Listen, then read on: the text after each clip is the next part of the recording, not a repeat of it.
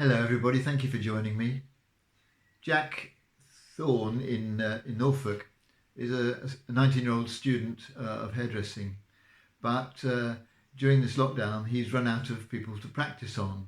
His own family have had enough of hairdos, and so he's looking for another model, and thought he'd found someone who could usefully do with a haircut.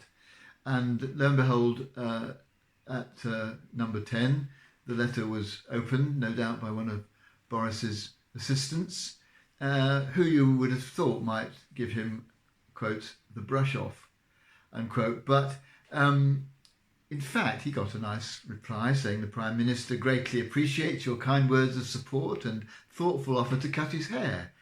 I'm sure once restrictions are lifted, you'll have no shortage of models to practice on. I'd rather take my hat off to Jack for having the cheek, the nerve really, to write to Boris Johnson about that. But what it shows is that he saw him not just as a Prime Minister, not just as a person of power and significance and importance, but actually as a fellow human being, someone who, like many of us at the moment, just needs a haircut.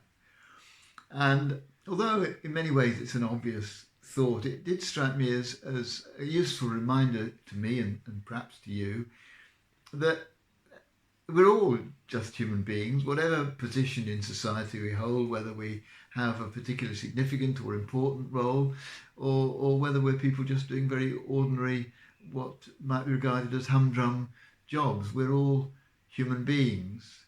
There's that lovely quote in Shakespeare's Merchant of Venice, where Shylock, who's a Jew and who's trying to explain that he's just like everybody else, he says, if you prick us, do we not bleed?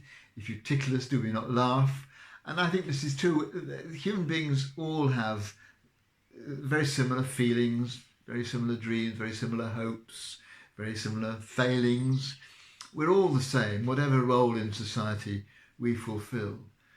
And I think sometimes with people who are we see as being kind of more important than we are, we tend to put them on a bit of a pedestal and have expectations of them that are unrealistic, and expect them to be able to achieve and do things that really perhaps is more than is reasonable to ask of an ordinary human being.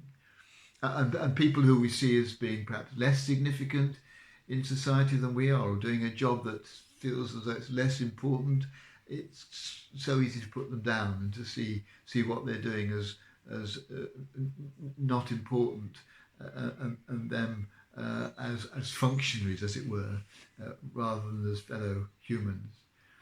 And so today I'm going to try and make sure I treat everybody with the respect that they deserve as a fellow human being, and indeed as a fellow child of God.